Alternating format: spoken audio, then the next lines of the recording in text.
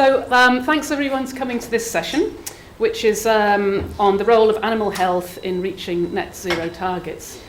So the format for this session, we've got an hour and a half, roughly. What we're going to do is have 3 talks. The first by Andrew Barnes, maybe 20 minutes or so, and a chance for just 1 or 2 very talk-specific questions for him. And then Tarek's going to give a 10-minute talk, and again, maybe just 1 or 2 quick questions for him. We then have an external speaker who can't be with us today, so it's a pre-recorded talk. That's around 15 to 20 minutes. And then afterwards, we're going to have a panel discussion. So we've got Tarek and Andrew, and very grateful to Matthew Bayliss as well, who is going to be part of the panel discussion on the sort of more wider aspects of climate change and livestock health relating to greenhouse gases too. That's the format. I'll start by welcoming Andrew Barnes, who's giving the first talk on, what's the talk title? Is animal health mitigation the silver bullet for UK climate policy? I'll give a bit of a brief introduction to Andrew. He's Professor of Rural Resource Economics at SIUC Edinburgh. He's the head of the department there, the Department of Rural Economy, Environment and Society. He's a Fellow of the Royal Geographic Society. He's an executive member of the UK Agriculture Economic Society, and he's also a member of the Science Directorate of the Climate Exchange Centre of Expertise, as well as being the co-lead of Challenge 5 in EPIC. So thanks very much, Andrew.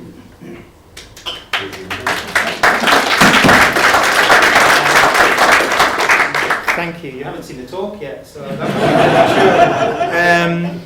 thank you, Lucy. So we're in Challenge 5, which is about, it's a big title, it's all about exogenous threats and risks, basically. So when we talk about greenhouse gases, climate change, it's obviously cross-boundary. And also from a Scottish Government perspective, it's cross-institution as well, because we have climate exchange as well, which is funded to look at some of these issues. However, when we were looking at EPIC 4, isn't it? It's EPIC 4, yeah. We developed this challenge and we had to look at exogenous risks, which includes things like Brexit, obviously, and trade and issues like that. But you can't ignore greenhouse gases, effectively. So what I was going to do was really to try and frame this session with some maybe general points about livestock, animal health, emissions, and some of the work that we've done for other agencies as well around this topic, because it's relatively new in EPIC. And then Tarek will take over and talk about some work he's been focusing on within EPIC. And I suppose my talk is more sort of discussive, trying to be slightly provocative maybe, I don't know, in terms of some of the avenues we could take some of this work as well, framed around this idea of economics. So I suppose the first part is really sort of framing this, and I'm sure you all know this, but you know, lots of countries are committed to this target of net zero carbon emissions. I think about 160 countries have ambitions to get there. Most are aiming for around about 2050. Scotland, we're aiming for 2045. That hasn't come out so big. Suriname and Bhutan are actually net zero now. Okay, so it's effectively a route map for people. However, here we have a sort of a map of decarbonisation, I suppose, a trend effectively, looking at the different sectors. And you can see that a lot of the gains really are coming out through energy, the savings through energy, and moving from 1990 onwards as well. Agriculture, you'll say, is quite flat, effectively. Now, why is that a problem? Well, as these other sectors start to decarbonise, the proportion of greenhouse gases coming from agriculture increases. So it becomes a target for a policy, effectively. Now we can discuss why is it flat. I've put up some things there. Farming is incredibly fragmented. It's not like the energy industry at all. You have around about 50,000 decision makers, effectively, with different objectives as well. We have institutional constraints. We have issues around land tenure and ownership, issues around where they sit within the supply chain and what supply chains demand of them. in terms of practices, and we might limit that. And also within that, you can include the role of subsidies and how subsidies affect behaviour as well. Similarly, economic and social drivers are a big area that we've looked at in terms of how farmers can adopt more sustainable methods as well. So that's a whole mess of a complex problem, effectively, in terms of getting agriculture to decarbonise effectively. And it means farmers are not always as responsive to market policy signals as might be expected. And that depends on the sector, obviously, but it does sort of diffuse some of those signals in terms of this push for what perhaps an economist would talk about in terms of efficiency. Okay.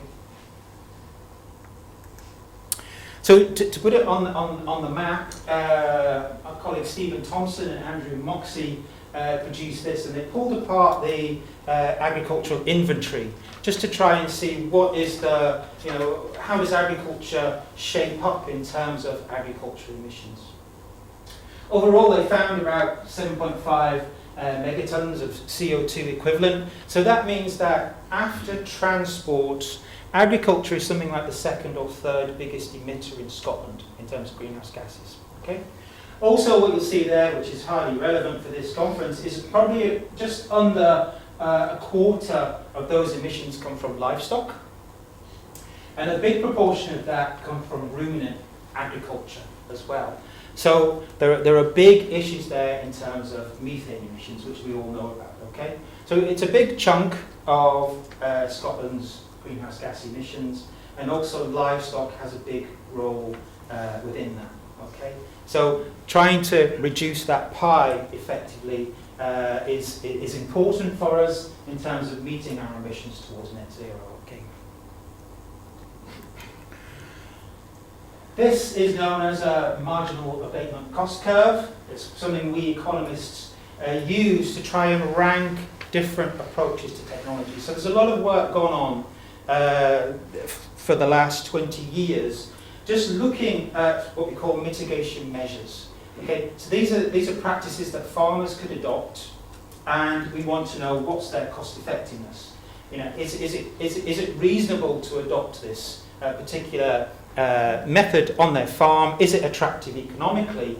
And then we rank it in terms of the impact of carbon. So going along here is the sort of abatement potential, and then we look at the sort of cost effectiveness. And the point of that is to look at, when do we intervene? Okay, is it cost effective for us to intervene and support some of those measures as well? And the point I'm trying to make, this was Michael McLaren and Dominic Moran did this work earlier on, is that cattle health and sheep health were within this sort of framework. There's lots of other things that farmers could do, but effectively they were deemed cost effective. It's a cost effective approach. And if you are a rational decision maker, you should adopt it because it will save you costs. Now, obviously there are big error bars there because we're looking at a typical farm and what a typical farm can do. But it helps policymakers to frame some of the measures that could be attractive to farming, but also it looks at some of the measures that are perhaps a bit more difficult and whether we could intervene given the fact that it would save big chunks of carbon for us. Okay. Marie Goujon, was mentioned yesterday. I'll say that. So the Scottish Government is looking at post-Brexit changing agricultural policy, as all UK nations are, and embedded within that agricultural policy framework is greenhouse gas emissions and reducing it. Okay. Marie Goujon, so the proposals for a transition for agriculture in Scotland is under debate, it's under discussion, but by 2025 we should have something in place that incentivises farmers. Okay? Now it's going to be different to the Common Agricultural Policy, and embedded within that are issues around greenhouse gases. So what we've got here is work from Philip Scouse, Stephen, Michael, Dominic, all the others, that's helped to inform some of this. And it shows that healthy livestock produce less emissions, require less veterinary treatment and fewer antibiotics. Sheep and cattle make up a significant amount of greenhouse gas emissions contributed by agriculture in Scotland. So you can see it's pretty high on the policy agenda. Okay, livestock itself, it's pretty high on the social agenda. You can get lots of dialogues and lots of discussion around the role of livestock within our economy as well. But animal health is a critical part for that. And what's connected here is having healthy livestock. Healthy livestock leads to reduced greenhouse gas emissions, and the converse is if you have unhealthy livestock, then you're mitigating more emissions than you should, effectively. And that's framing for the policy.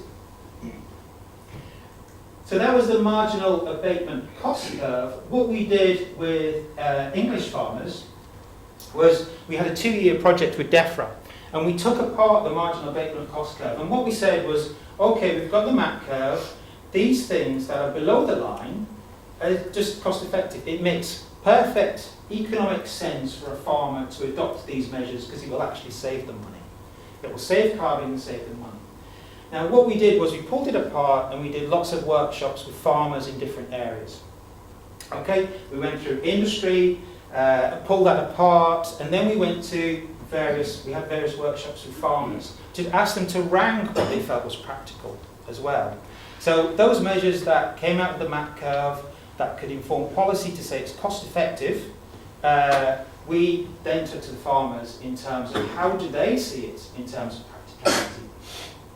And there's a whole various sort of, from dairy, intensive cattle, less intensive, sort of the upland systems. And with our ranking, animal health and welfare came out quite high, okay, as something that could be practically applied as well. And that moves away from saying something's cost effective to saying something's actually quite feasible. Okay? So how do we get to that point where farmers are willing to adopt measures to improve animal health and welfare? They see it as reasonable. The MAC curve tells us that it's cost effective. It's effectively a win-win, so we need to focus on this to try and get more adoption to it. So I'm talking about animal health, okay, and this rather complicated table came from Philip Scoose and colleagues for a report for Climate Exchange, I think, and it really just tries to put a schematic in terms of how animal health affects greenhouse gas emissions. I was hoping he'd draw a nice conceptual diagram for me, but he failed because I've got 2016. It's 2016, okay, but I think it still holds. Okay. So you know we can see the various diseases there, how it's affected, and I think this thing here is the main thing when it comes to sort of modelling the impact. We're talking about how animal health affects greenhouse gas emissions through it affects food production, it affects growth, it affects production of product and waste as well in terms of fallen stock, for example. So all these are really sort of missed production, I suppose, really, you could look at it, that could have been had through all the efforts and inputs that have gone into the system, lost due to animal health effectively. So it is a very complicated pathway, and I think Philip will tell you, as will others, information about some of these diseases and the pathways to how they affect some of these factors are still not known. Very, very difficult, but we have to take that sort of global picture effectively. And similarly, we have sort of control options, interventions that we could do in terms of trying to reduce that impact and mitigate some of that lost, some of those emissions that come out of this system as well. So very nice table, so well done Philip for that. So given all this, this effort that's gone on towards linking animal health and greenhouse gas emissions, and given the opportunity of setting your own agricultural policy, you can start to think about how you embed some of those changes that you want in the system through policy support, through regulations, through incentives, effectively.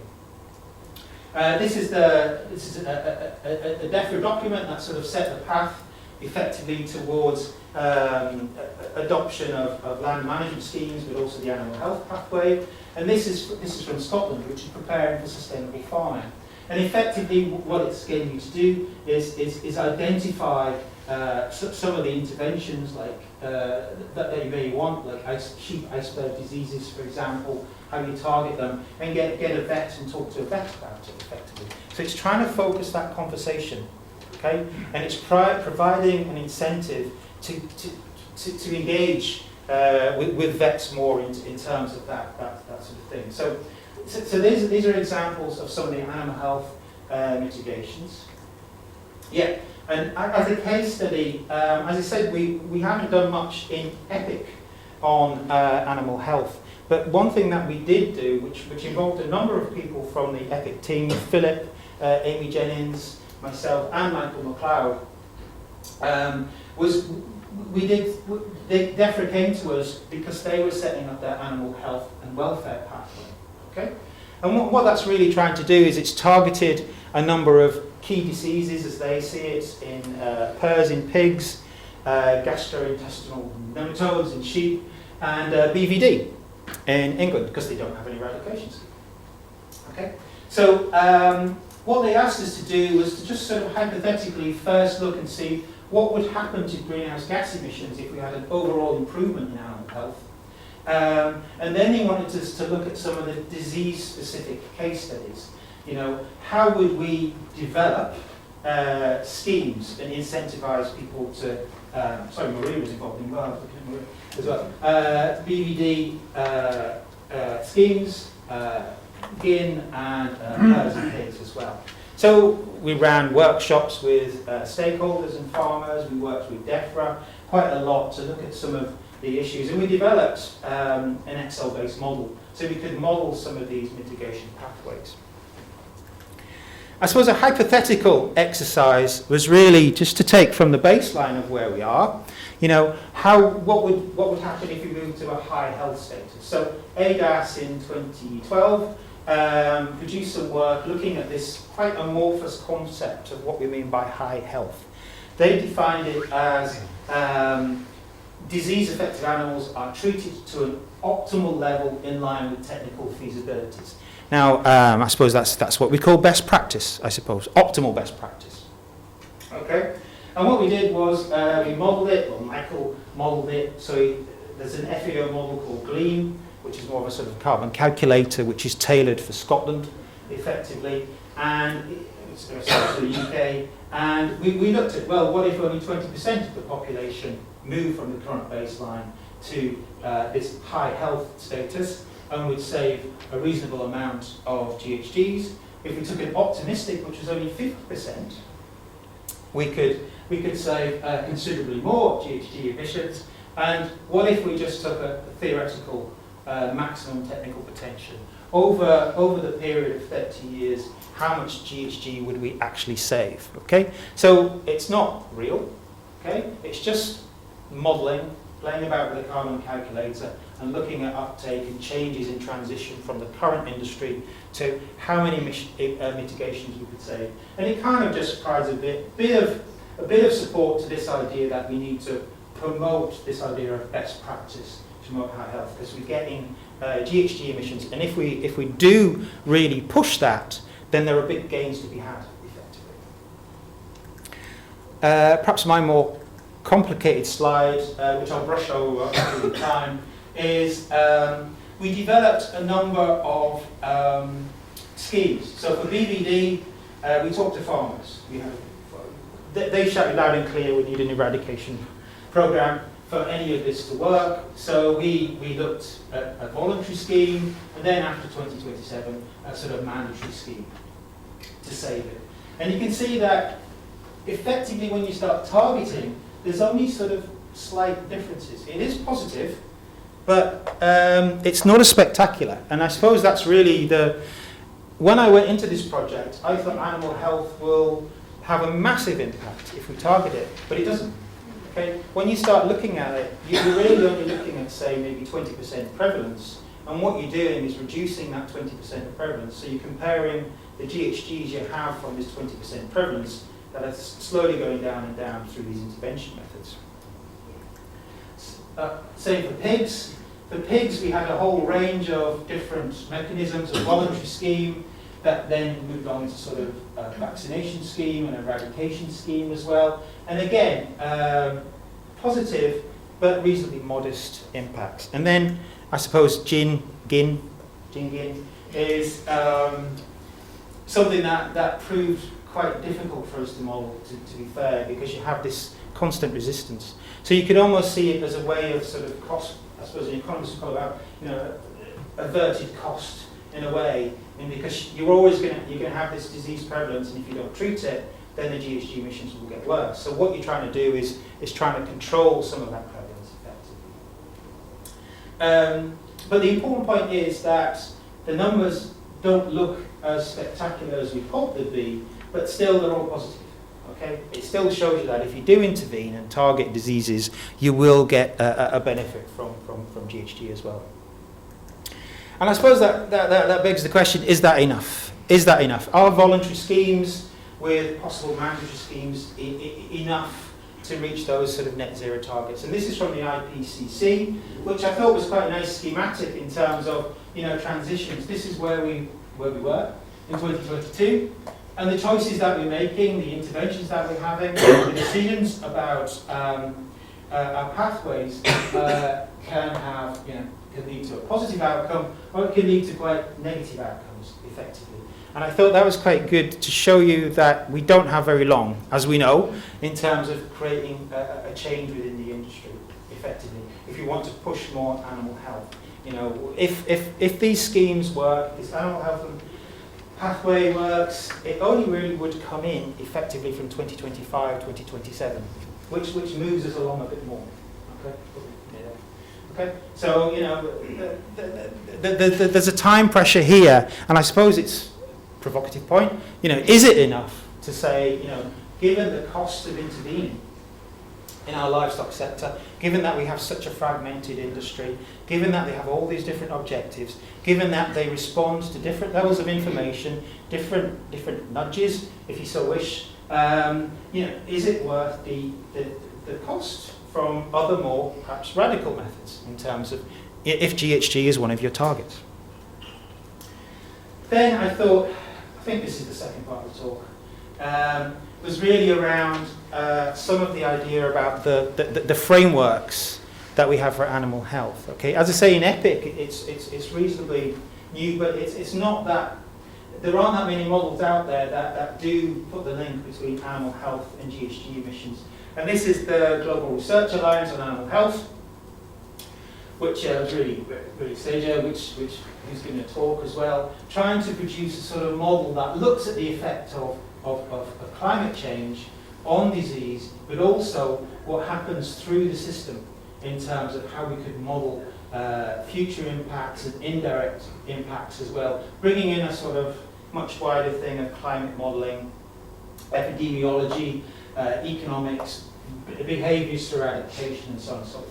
So quite a nice schematic there, quite nice to look at. But basically, they did a review, and they said only a few studies have tried to quantify the impacts of livestock welfare on these emissions. So it's a big research gap, effectively, in terms of trying to understand that, if we want to intervene with our information as well.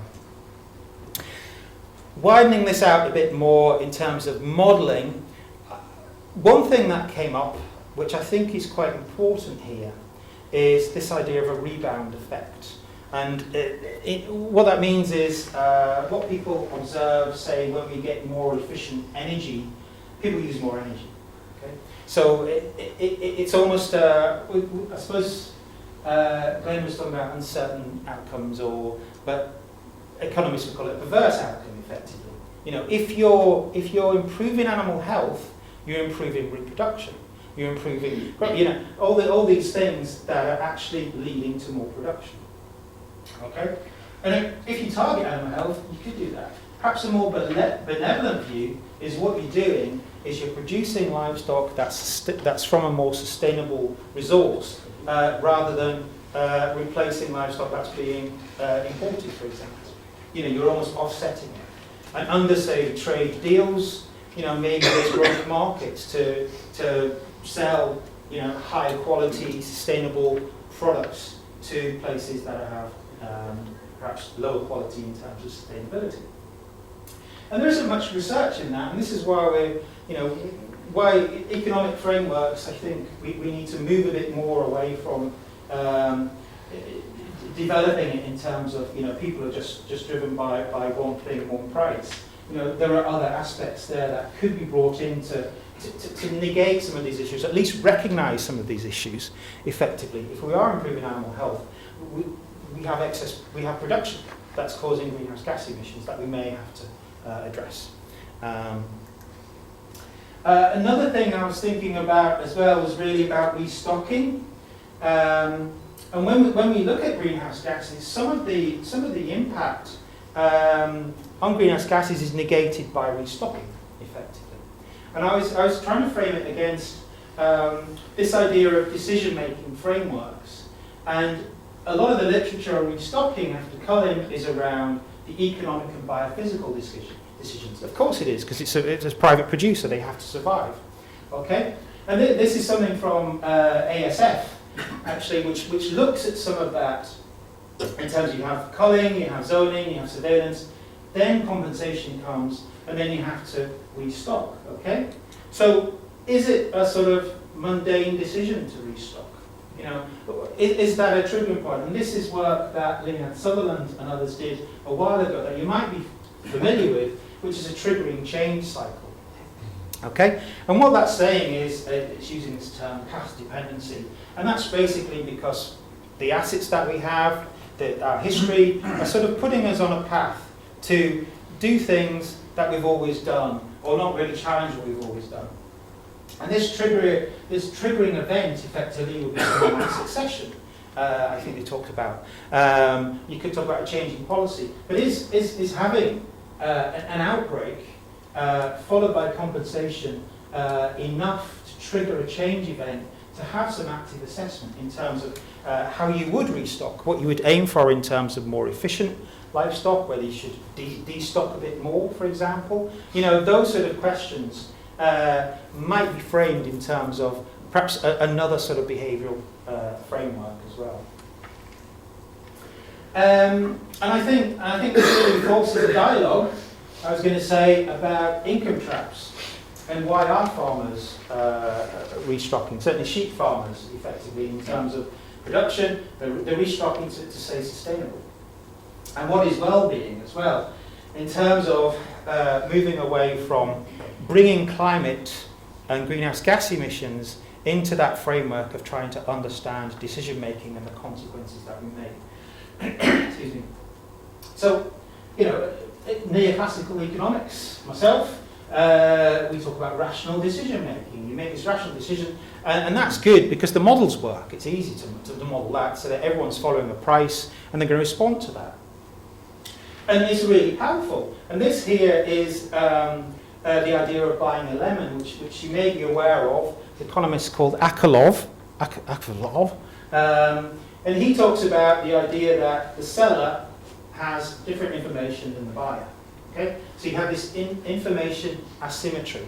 So they may know that the car you're buying is a lemon, but you don't know that. Okay? You can easily apply that onto livestock markets, for example. And the reason that we have traceability, we have risk-based trading, for example, is probably because we have these sort of neoclassical frameworks that are looking at how people make decisions effectively.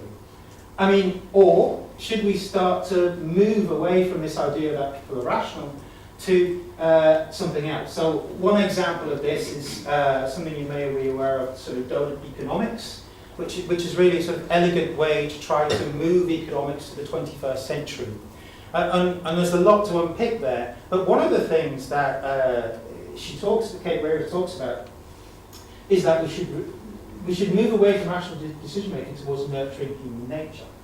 Okay? So that's around framing things, that's around collaboration, how do people work together, and what's the level of trust in that. Okay? So, I would say there's probably some happy medium within there.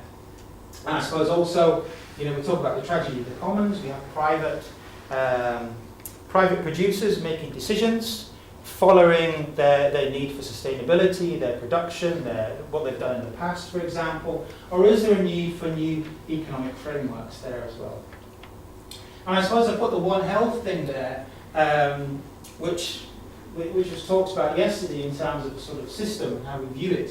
And I think where humans sit within that system and going down a layer in terms of their decision making and what they respond to some of these issues of environment, how that mediates some of the decision making. So I think there's a lot to be done in terms of how we could extend some of our economic models to bring in some of these decision making paths.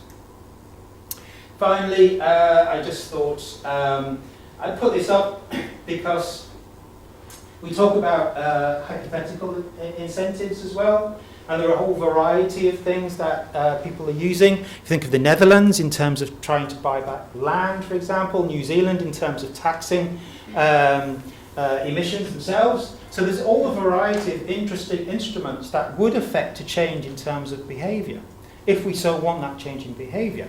Okay, so there's a whole set of things here that you could look at that I'm not going into because of time, but it does include voluntary measures, but it also includes changing regulation and raising cross compliance as well. Okay, I probably talked for too long. Sorry, Lizzie, but my final summary points is the work that we did. There is something here about animal health and greenhouse gas emissions that hasn't been explored as well as it possibly could. And moving from it will have a positive impact. And also, whilst it's positive, you could also talk about spillovers as well. It may incentivise best practice in other things as well. So having that dialogue around animal health and greenhouse gases might inspire more positive behaviours, I suppose, really, towards greenhouse gases. And it may incentivise uptake of best practice.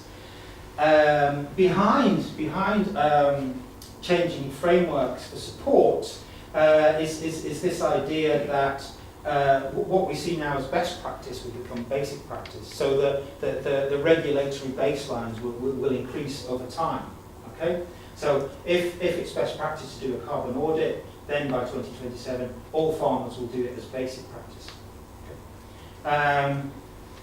Modelling frameworks, to put it out there, needs further development and recognition of this idea of perverse outcomes, the sort of rebound effect I talked about, rational and irrational decision making, and also these spillover effects, whether positive or negative.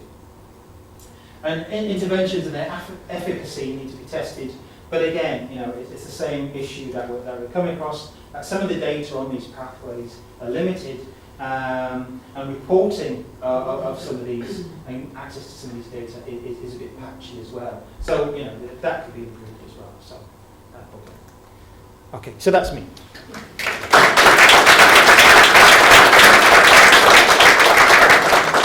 Thanks very much, Andrew. What we're going to do is, if anyone has maybe just one quick question for Andrew specific to the talk, then go ahead and ask. But if you have more sort of holistic questions about the sort of climate change in general, we'll save that for the panel discussion after the talks.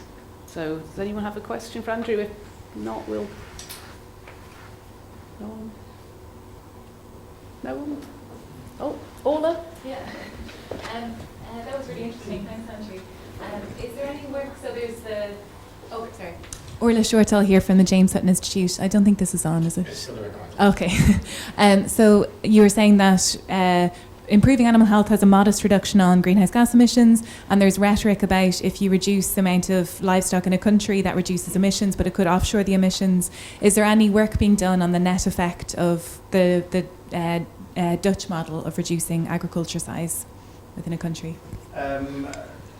Little actual effect, really. I think it's just it's quite a blunt intervention in a way, and how it's framed, it isn't sort of framed as buying land off farmers or anything like that.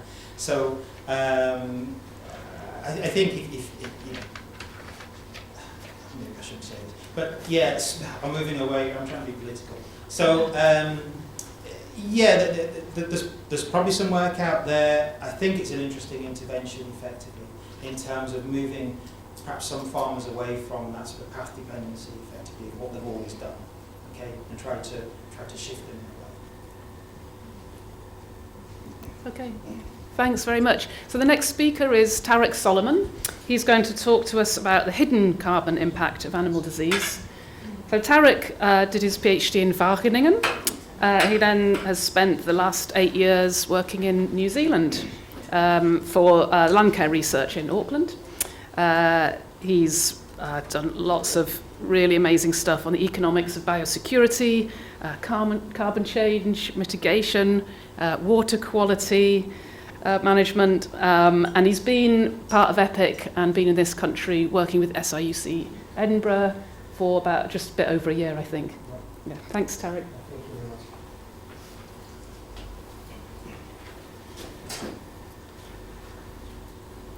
Yeah, thank you very much for attending this presentation. So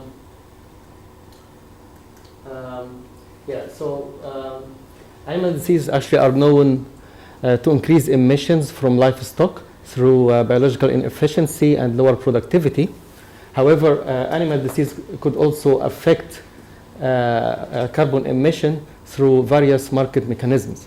That's basically supply, demand, price interactions, and switching and consumption. So what I want to focus today is basically the carbon emission effects here in the market level, which is beyond the farm gate. So to illustrate this idea further, just assume that there is actually animal disease which affect beef cattle. So the presence of this disease means that the supply of beef to the market will be reduced here. And this subsequently will increase the beef prices because there is a gap between supply and demand. And higher prices means that consumers will shift from beef products to alternative cheaper meat products, say chicken here in this example. So basically what we see here is that change in demand will trigger increase in the chicken production and will further decrease the beef production. And this subsequently, if you look up, means that this subsequently will increase emissions from chicken because the production of chicken actually increased, and will reduce emissions from beef because production will be decreased. And this is what we call this chain of reaction, what we call the hidden carbon impact of animal disease. So to test this hypothesis, we used the time series analysis, and we test 4 animal diseases. This is basically African swine fever, sheeppox, blue tongue virus, and foot and mouth disease. And in this approach, we considered 5 Scottish livestock and feed markets. That's basically beef, lamb, pork, chicken, and wheat feed. And we also assumed 3 hypothetical outbreak scenarios: small, medium, and large, assuming that 20 and 35% of the herd are infected and lost. So that's actually kind of limitation of our studies because we are all economists, so we just make hypothetical scenarios around epidemiology, but hopefully in future research we have more robust epidemiological analysis. So this model basically produced 2 outputs, what we call the indirect cost, or basically lost revenues in these markets, and the carbon emissions, the change in carbon emissions in these livestock markets. So all what I'm speaking now is actually at the market level within these 5 livestock markets. I'm not speaking anything about the farm. I'm just focusing on the markets, the meat markets. So looking to the results, so that's basically first I want to discuss the indirect cost or the lost revenues in these markets, and then I will discuss about greenhouse gas emissions.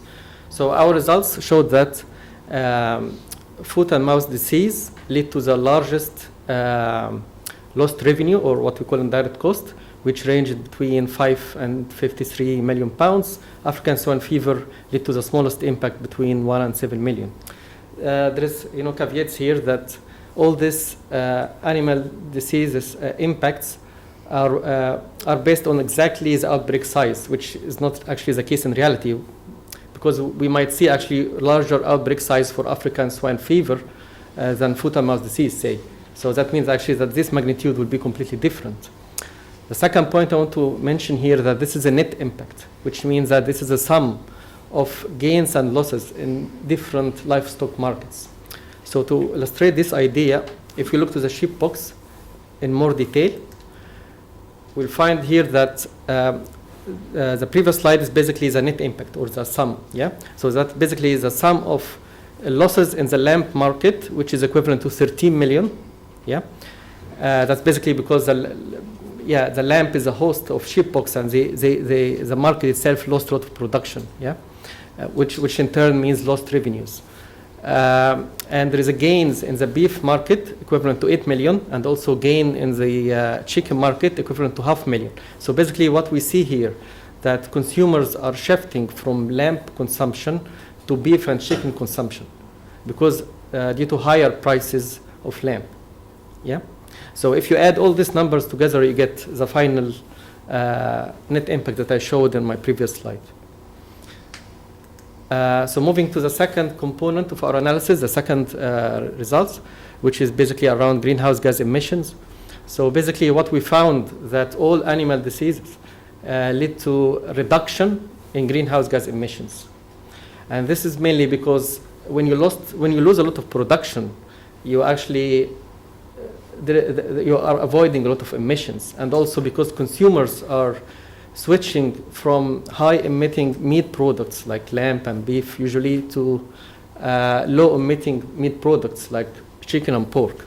So that's also a second reason why you are actually averting kind of greenhouse gas emissions. So what we are showing here that foot and mouth disease averted or reduced emissions in all livestock markets between 95 and 600,000 tons, while African swine fever, on the other side of the spectrum, averted or reduced emissions between 5 and 38,000 tons. That's again, of course, there's a limitation here that we have hypothetical outbreak scenario. So, yeah, what I always say when we look to economic numbers, we should not look to the absolute numbers. We should look to the relative results. Yeah, the absolute numbers is actually based on too many assumptions, so it might not be accurate, and especially that it's forecast in the future. But what we could understand is how the market mechanism works, what's the dynamics in the market, that's what we can learn. And second thing is the relative magnitude from one disease to another, or from one market to another. So, so the next step was actually trying to kind of put a monetary value on this reduced emissions. So what we try to do here is basically we use the carbon price in the emission trading scheme, if you're aware of this. So many countries now have something called emission trading schemes, where a farmer or a company could trade a unit of carbon, so they can sell or buy a unit of carbon for a specific price. So here in UK, 1 ton of carbon could be sold for 66 pounds. Yeah. So basically, what we have that we estimated changes or reduction in greenhouse gas emission due to presence of animal disease. So we have the quantity in tons, and then we have the carbon price, which is 66 pound per ton. If you multiply them together, you get the value, the monetary value of reduced greenhouse gas emission due to presence of the disease. So basically, what we're showing here that the value of reduced greenhouse gas emission from the presence of foot and mouth disease is between 6 and 44 million pounds, while the value of reduced greenhouse gas emission or averted greenhouse gas emission from African swine fever ranges between 0.5 and 2.5 million pounds, again based on this hypothetical outbreak size. Yeah. So the last step in our analysis was really trying to show the trade-offs. And what we mean by trade-offs here is basically putting the indirect cost or lost revenues against the gains from averted greenhouse gas emissions. So what we found actually that more or less these two impacts are equivalent with small differences. So for example, for foot and mouth disease and blue tongue virus, the gains from greenhouse gas emissions were slightly higher than losses, than revenue losses. Yeah, and for sheeppox and African swine fever, it was the other way around. So direct cost or lost revenues were slightly higher than the value of averted greenhouse gas emissions. But more or less, these two magnitudes are kind of equivalent.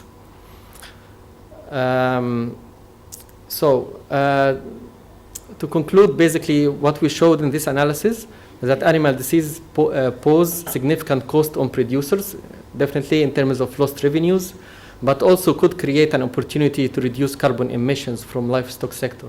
And what we mean here that, as Andrew mentioned, when the farmer are restocking after an animal disease outbreak, he could restock to maybe lower emitting species or breeds, or maybe he can shift his partially or fully his land use from farming to maybe forestry or horticulture.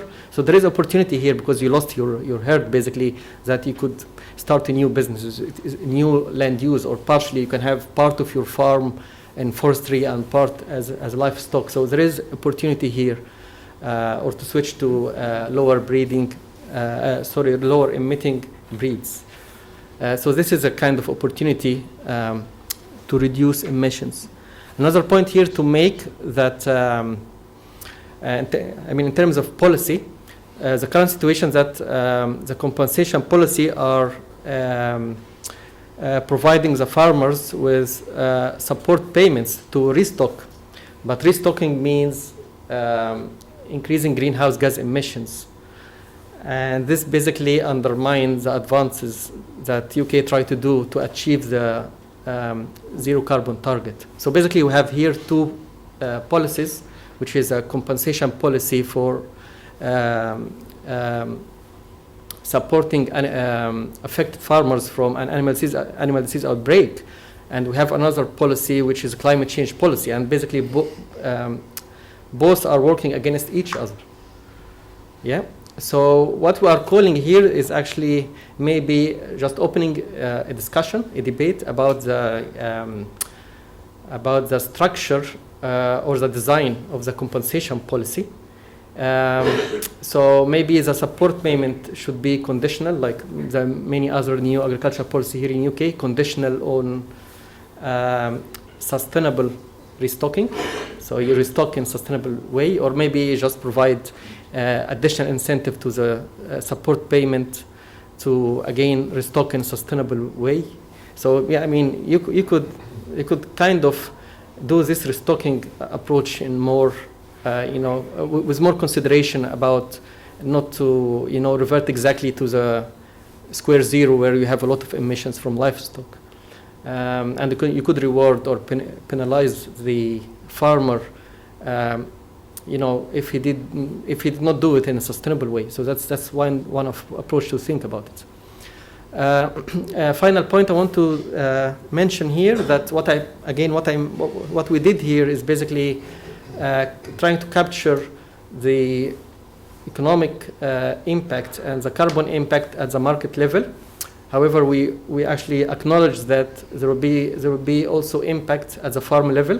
And this could be completely opposite to what I'm showed here. So, I mean, from previous research, we know that at the farm level, when you have an animal disease that actually increases the emissions, that's opposite to what we are showing here at the market level. So there is kind of opposite forces. And also, we expect that will be economic and carbon impacts beyond the livestock sectors or the agricultural sector. So there is impact at the wide economy level. So all sectors which are closely related to the livestock sector will also somehow be impacted in terms of economic and carbon emissions. So we think that for future research it will be really interesting to try to capture this carbon and economic impacts at the farm level and market level and wide economy level, put all this impacts together and try to see what's the net impact.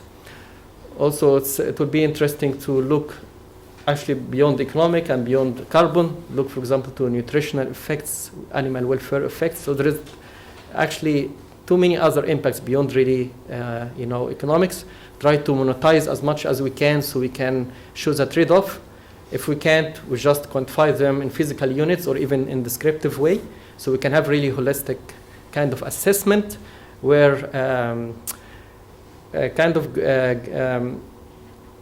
pull attention of the decision makers to the impact, even if we couldn't put monetary value on it, or even we cannot quantify it in physical units, but just to make the decision maker aware of it. And finally, really, if the final decision, the decision making is always a combination of quantitative and qualitative. So decision maker expertise, actually, there is no substitution for the kind of human knowledge and really personal expertise. So this number should never be taken as it is. Should be combined always with personal expertise, qualitative and knowledge about the system itself, so you can have really meaningful decision making. Yeah, thank you.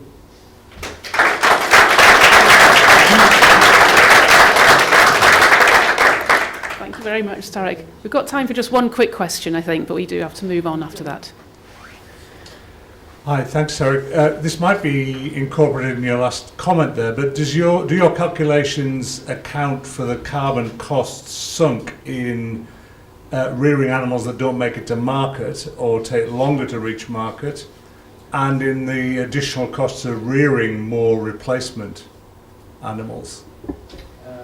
No, not really. So that's kind of one of the limitations of this study is really making kind of simplified assumptions, looking only to market level effects, assuming that 20% or 5 or 35% of the herd at the farm level have been lost, like cow due to animal disease. So basically, we assume that the supply to the market, 20% or whatever amount we assume for the outbreak size.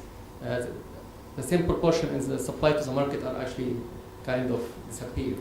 So it's really kind of simplification. That's why I'm saying this study could be hugely improved if there is really, kind of serious epidemiological modeling, underneath it, and also the connection between how you translate the outbreak size or infected herd with really lost production or reduction in the supply to the market. There should be some connection here because it's never been one-to-one, right? There is a quality and quantity reduction and stuff like this. So we didn't account really for all this. So. Okay, thanks very much. So the next talk is pre-recorded. It's by Seda Özkan, she works for the Food and Agriculture Organization of the United Nations in the Animal Production and Health Division. And she's an expert on climate change and livestock systems. So,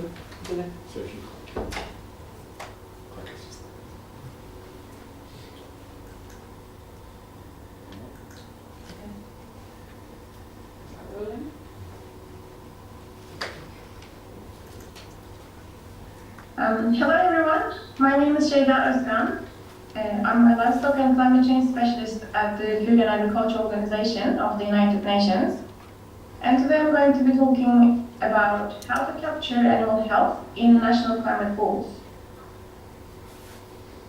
National efforts to reduce emissions materialized in the Paris Agreement, and that aim to limit the global warming to below 2, preferably to 1.5 degrees Celsius compared to the pre-industrial times.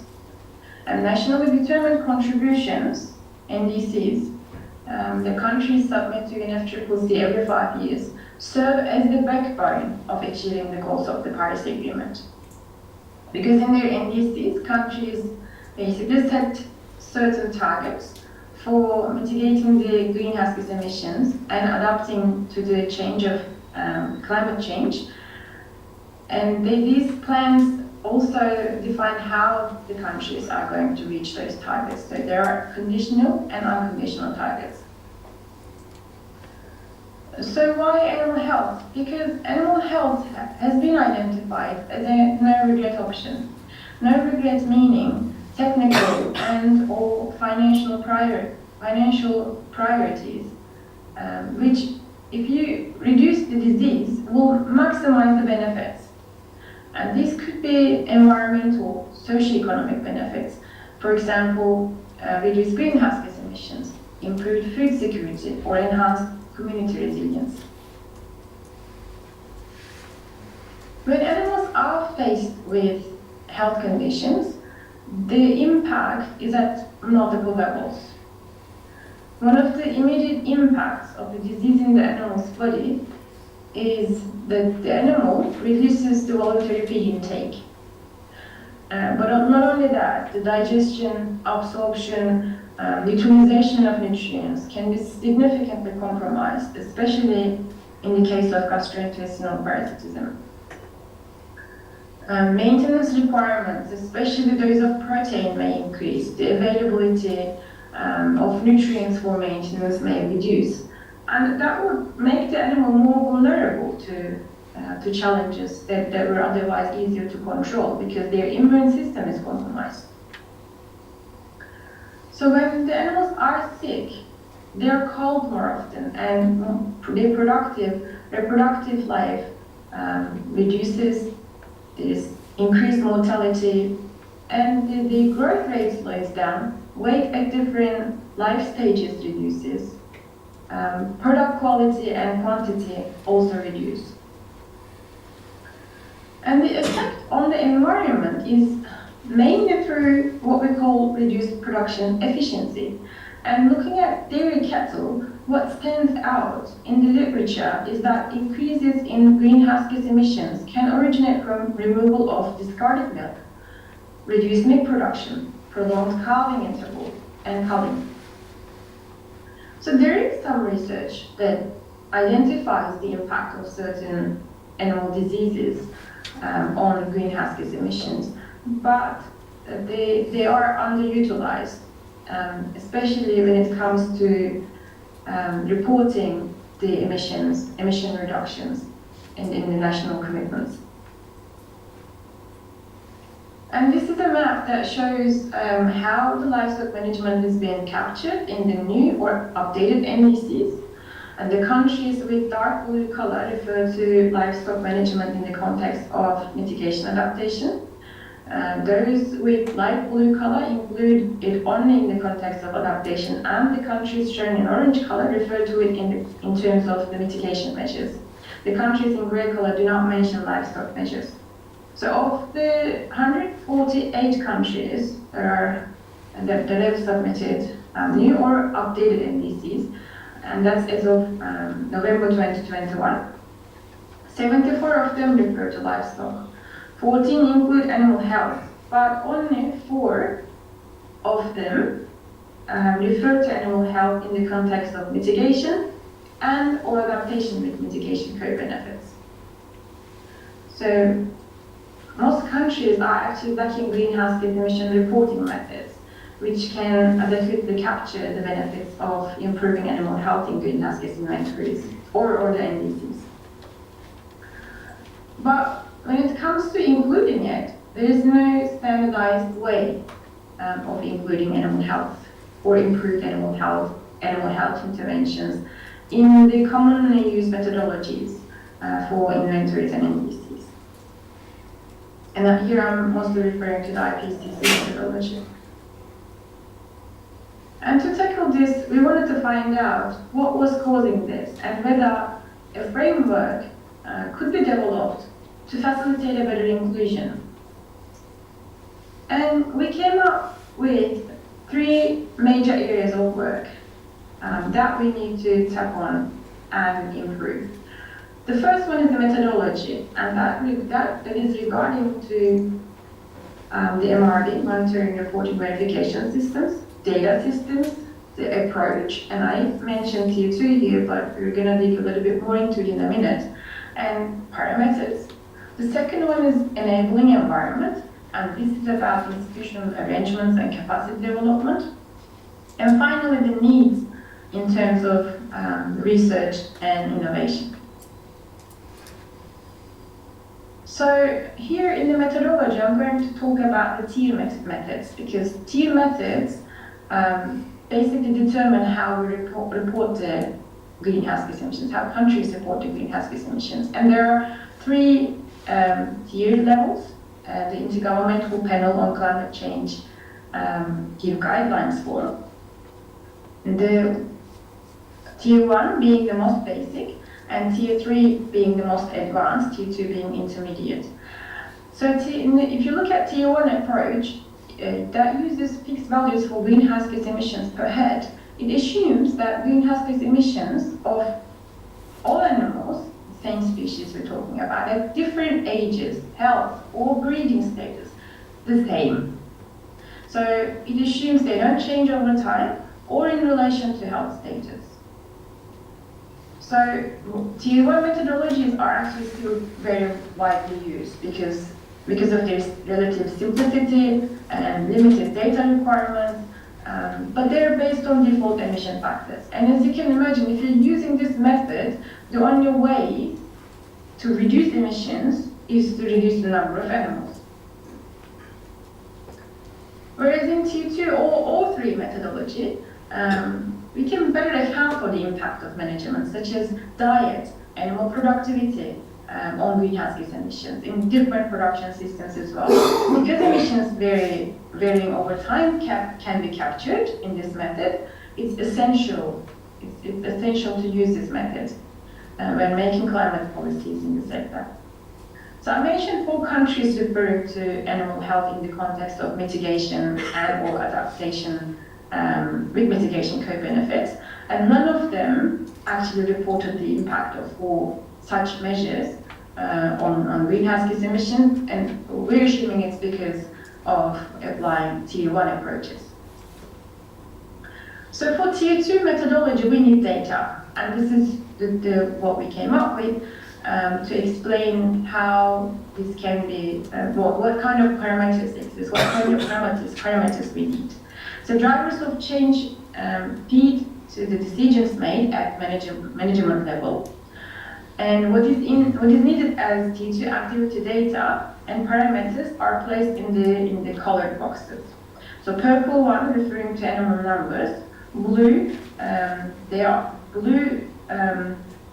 the data that have direct link to animal health interventions. These are fertility, mortality, age at first calving, calving interval, weaning age, replacement rate, weight, losses, milk yield.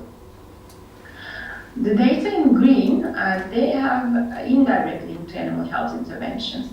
Hours of animal labor, average digestibility, feed basket, and so on. The ones in orange color are intermediate calculations. Finally, on the last part, we show that greenhouse gas emissions, as in direct emissions, as they are reported in NDCs, and they are enteric fermentation, methane from enteric fermentation, and methane and nitrous oxide from manure management, or LCA emissions that also includes feed and energy-related emissions. So when it comes to this, the enabling environment, this is the second to improve. National determined contributions are usually led by the Ministry of Environment in the country, where knowledge of livestock systems is not always sufficient for including productivity and efficiency as entry points for mitigation. As a result, you see sometimes reducing herd sizes is considered as the only option, but there are technical options that exist, and even then, technical options specific to livestock are sometimes considered, but may not be relevant or feasible for a large part of the national herd. And this challenge highlights the need to increase awareness and capacity at national government level on the options available. It also emphasizes the need for institutional arrangements, tools that are tailored to the country context, and wide-ranging stakeholder consultations. So inclusive collaboration with the ministry in charge of livestock and regular communication among different ministries and agencies is very, very essential in this process. For example, increased coordination among those supporting NDC and national adaptation plans, NAPs, could also support the design of animal health interventions to meet both mitigation and adaptation goals and turn them into action. So finally, research needs. So we need to ensure that options addressing animal health are linked to other dimensions such as feeding, genetic resources, immune response, welfare, production systems, food safety, and value chains. We need to do more forecasting and modeling complex dynamics, improve tools, inventory studies, linking feed and nutrition, and LCA studies systems perspective, considering the systems perspective. The unit results are reported are very important. For example, parasitism can reduce daily enteric methane production while not affecting or increasing methane yield per unit of dry matter, or increasing methane yield per unit of digestible organic matter. So you need to look at that. And also when you're reading different papers that seem to have contrasting results, that's very important to look at, to be vigilant about the units and the metrics. We need to move beyond greenhouse gas emissions, such as we need to consider eutrophication, acidification, water use, abiotic resource use, because there are trade-offs and we need to be aware of them. Impact on manure, methane and nitrous oxide are also important, so not only focusing on enteric methane. Economic aspects, cost-effective mitigation measures can enable distribution of funding and subsidies for certain health interventions. And of course, we need to expand the focus to other species such as poultry, pigs, because there is the land use and feed competition involved. So we came up with a proposed MRV here, monitoring, reporting and verification mechanism, an enabling environment for the case of a vaccination.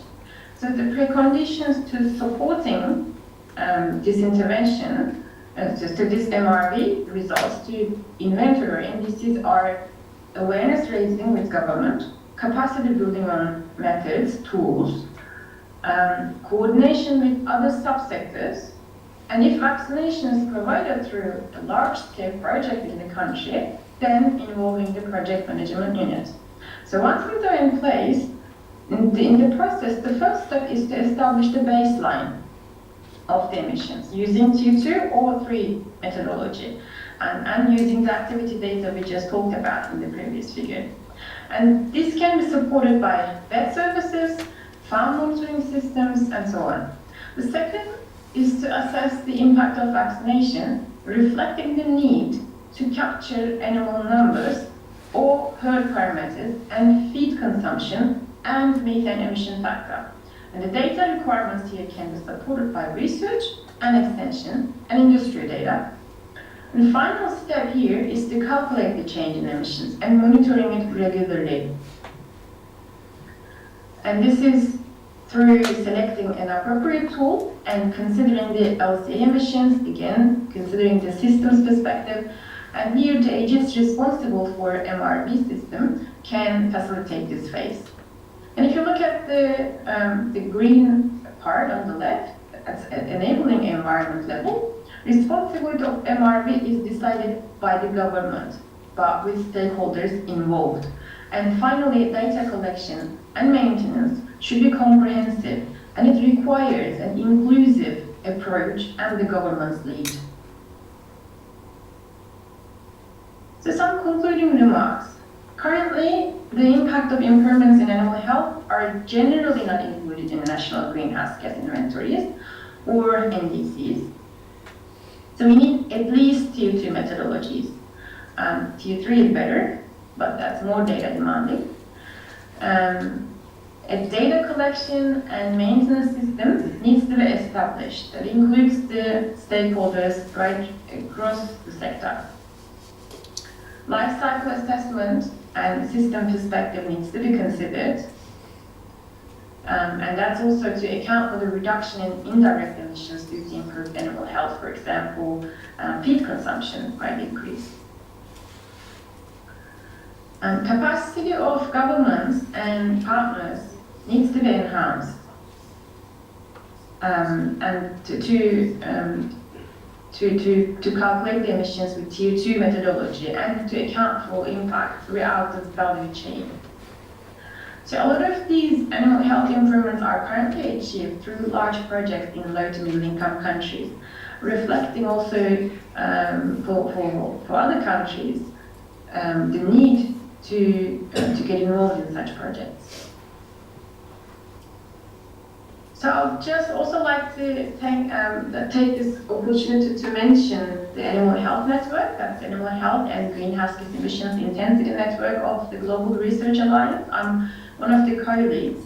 So this network aims to bring together livestock sector actors to understand the interrelation of animal health conditions with feeding, breeding, immune response, and greenhouse gas emissions. And also, it aims to advance the process of integrating animal health interventions to policy settings. So I just left the link here, but if you have any questions about this presentation, or if you would like to get involved in the network, feel free to drop me an email, and I'll make sure I'll get back to you. Thank you.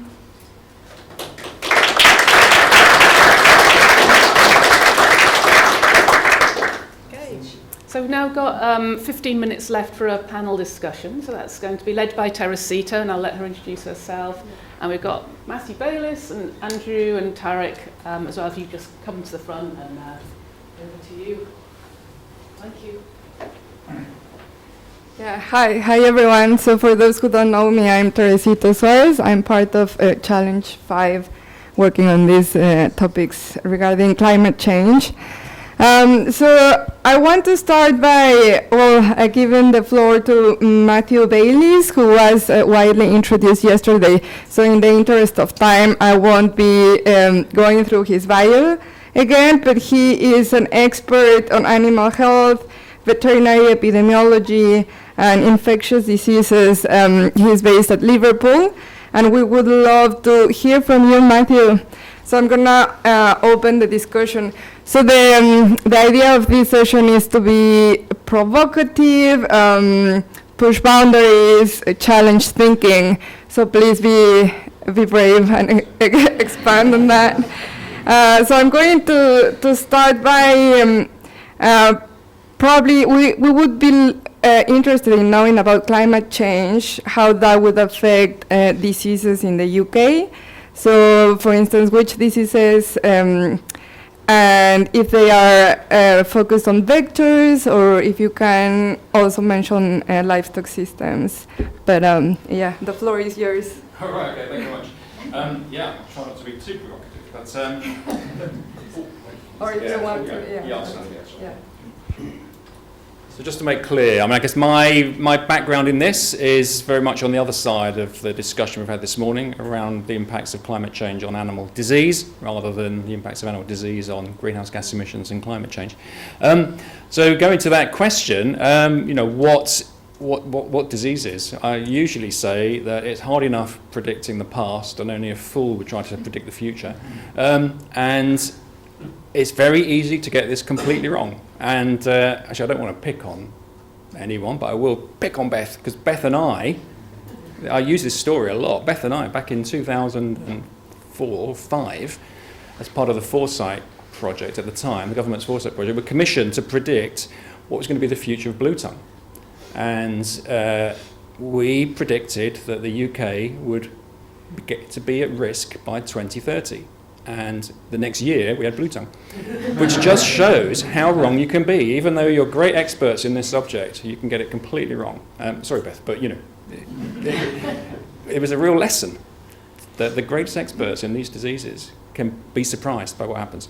So take everything that I say with a pinch of salt. But in terms of that question, what diseases? So the research, certainly that I've done, looking across a large number of animal diseases and human diseases, certainly always comes back to the same one conclusion, which is the vector-borne diseases will be those which are, you know, are highly sensitive to climate. We would expect them to respond to climate change. And I guess the important thing is we are seeing them respond to climate change in real time. And I'll come back to that in a moment. But of course, it's not just vector-borne diseases. So really any disease where, infectious disease, where the pathogen is exposed to the climate, be it directly transmitted over some distance or through fomites or transmitted through water and to some extent through food, then we can see again sensitivities to climate, and hence we would expect there to be some impact of climate change.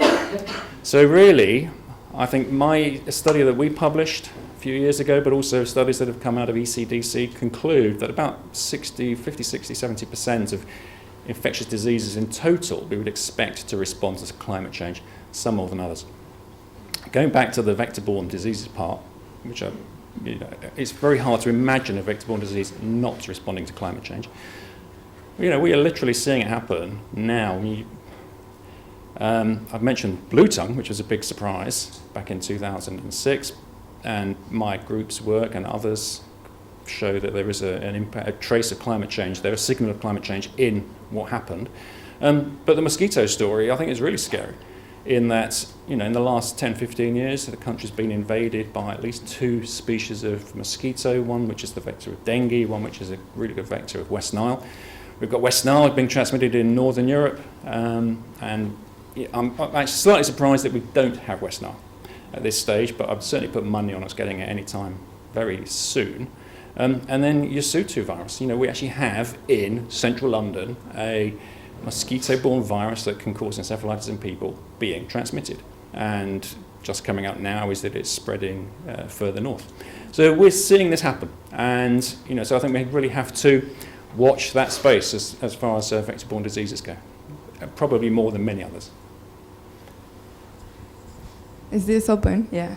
Are there any questions from the audience? There is no pressure. We have plenty of questions here. But maybe is anyone interested in following up? Lucy? Thanks, Matthew. With these vector-borne diseases that are incursing into the UK, do we know which of those might have the most greenhouse gas effect, if any? Or do any of them actually, reduce greenhouse gases if they're going to arguably cause lots of slaughtering of sheep or cattle or something? Is that a good thing for climate change because it'll reduce emissions? So I don't know if all 3 of the panel can comment on how these new incursions due to climate change will then feed back through GHGs. I'll jump in. I'll have to rack my brain. Certainly the vector-borne diseases that I anticipate entering the country soon, or they're already here, are not going to be affecting cattle and sheep. With West Nile, clearly it's equines and birds and so forth. So there is that. But blue tongue will always be a risk. Other vector-borne diseases that might yet impact on our livestock, clearly could be could have that effect. I'm still puzzled, though, from the discussion this morning whether we want these diseases or we don't want these diseases. I'm delighted that the modelling suggests we do want more blue tongue, because that could get me through to my retirement. It'd be great. Anyway, I'll let you answer. Yeah, I suppose it's worthwhile having that provocative discussion, I think, in terms of how we intervene and what we're intervening for as well. If we have these targets for net zero, and we accept that livestock is part of that, it should be part of the solution. One approach is to say, well, let's just focus on efficiency. Let's just improve efficiency and get there. But you won't get there with just improving efficiency. You have to think about some of the perhaps more radical interventions that are going on elsewhere in terms of trying to create a change as well. There's massive social issues, human mental issues in terms of health.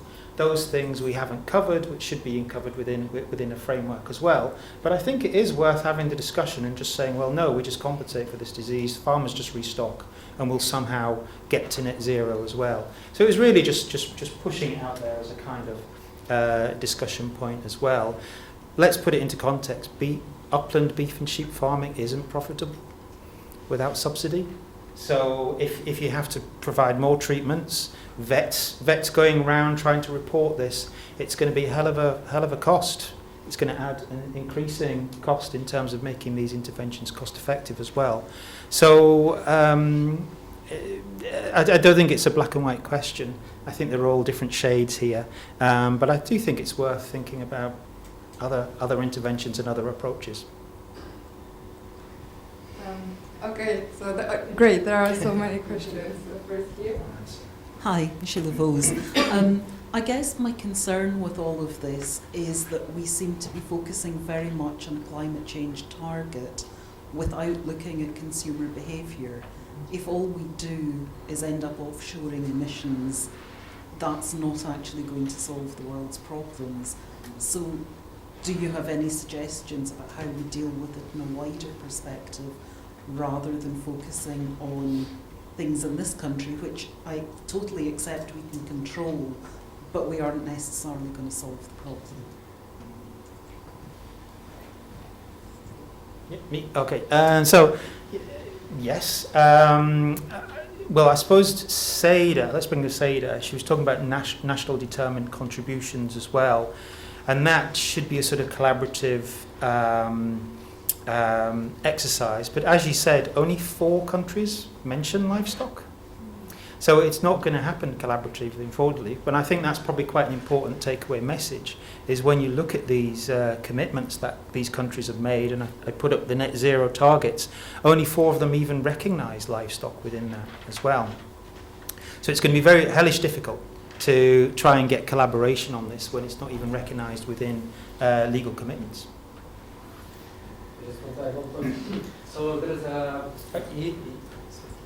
So there is one study we usually do.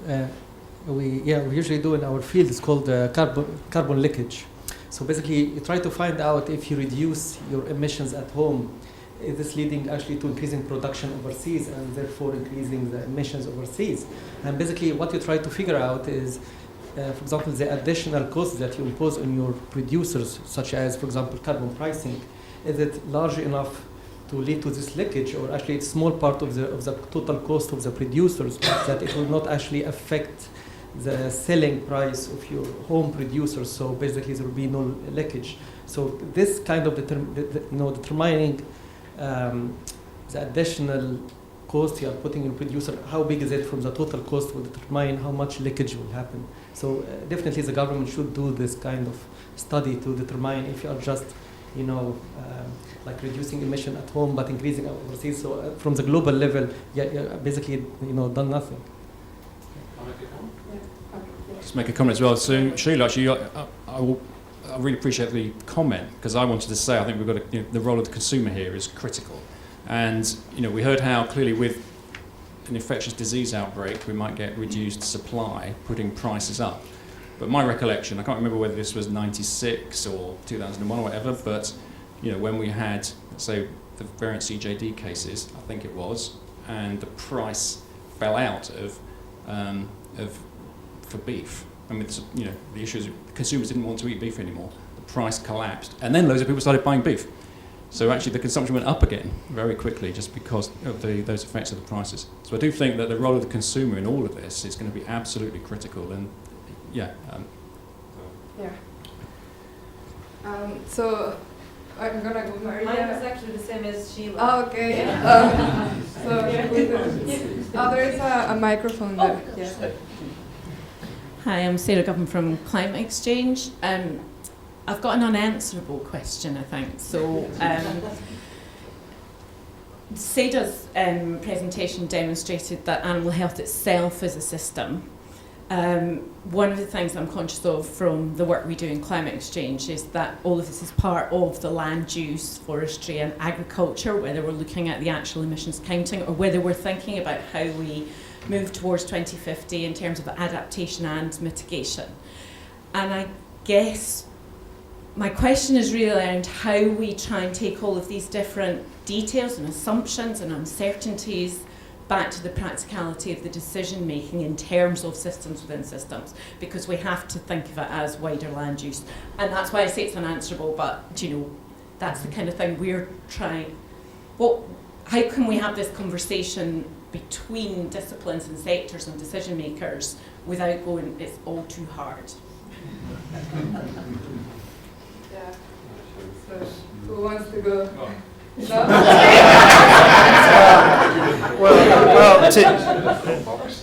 I'll provide an irrelevant answer to an unanswerable question.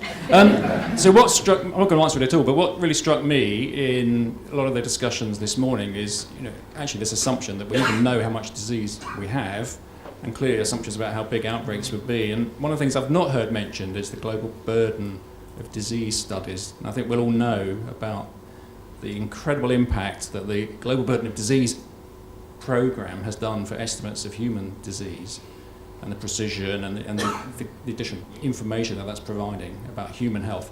But there is the global burden of animal disease program, which happens to be led by Liverpool through Jonathan Rushton, but is a global program.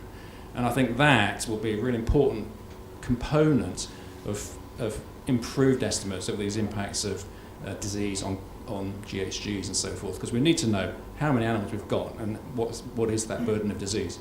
So there's a... Yeah. Could I? I agree, it's a system. I think what's interesting is linking it to the previous talk on modelling.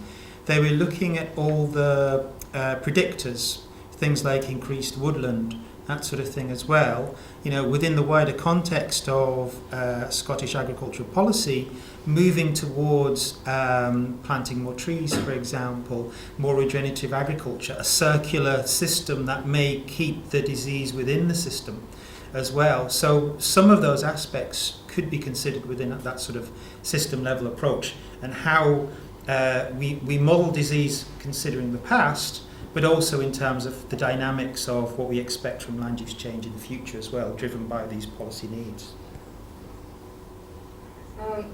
So we probably have time just for one or two more questions, because we run out of time. So should we go? Is there anyone else who wants to? So okay, so one here and one there. Yeah, thanks. Yeah, thanks very much for the talks. Really fascinating stuff. We're looking in these tick-borne disease projects at sort of trade-offs between woodland expansion and deer management and land management. I just wondered if within your frameworks you've looked at sort of creations for markets or sort of consumer demand around venison, and how that sort of might be a potential route to sort of offset the animal health impacts on the livestock. A really good point. Now we're focused on traditional agricultural markets, but yeah, it's a good question in terms of, but of course you get into the data question, where there's a lot of data, monthly prices that Tarek uses on agricultural commodities, but very difficult to get something of equal quality potentially as well. Well, unless anyone else wants, no? Tarek, no. Okay. So hopefully this will be a quick one. I'm Anthony O'Hare from the University of Stirling, and this also might be a good segue into lunch, because we've heard a lot about animal diseases and greenhouse gases, but I haven't heard anything about animal feeds. And is that important, or something significant maybe? Yeah, I mean, I suppose I mentioned the GLEAM model that CEDA uses as well, which is sort of a life cycle analysis thing, which brings in some of the carbon emissions of different feed as well. So it would be through a sort of carbon calculator approach, and that sort of this tier 2 approach, effectively, that was mentioned, and some of the estimates I showed from the DEFRA work was using these T2 models as well to bring it in. But yeah, there's all these different impacts as well. I would like to give you the opportunity to make any final remarks before closing this session, if you have any.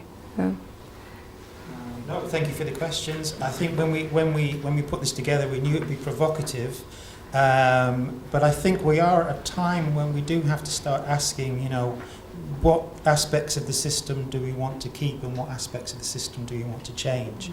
And I think perhaps the time for business as usual is over, and we do need to start sort of pulling things apart, really.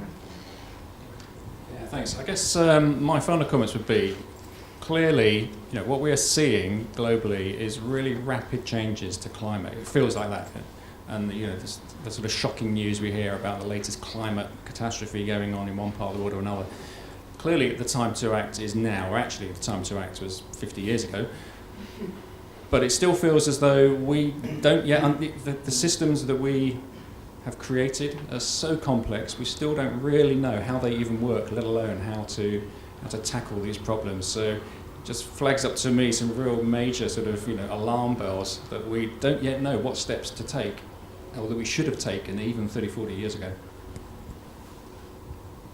Yeah, I think the government is actually providing various signals through different policies to the farmers, and some of these signals are actually opposite to each other. So I think it's really critical to when we do any impact assessment, to look to the co-benefits and co-cost of this policy, because sometimes, like water quality policy, climate policy, animal health policy, some of them actually are opposites, and sometimes they're actually on the same line. So yeah, you need to be careful about this, the co-benefits and co-costs. I think they're really important to look at. Well, thank you very much. Thanks, everyone. Could you join me into thanking them again for these talks?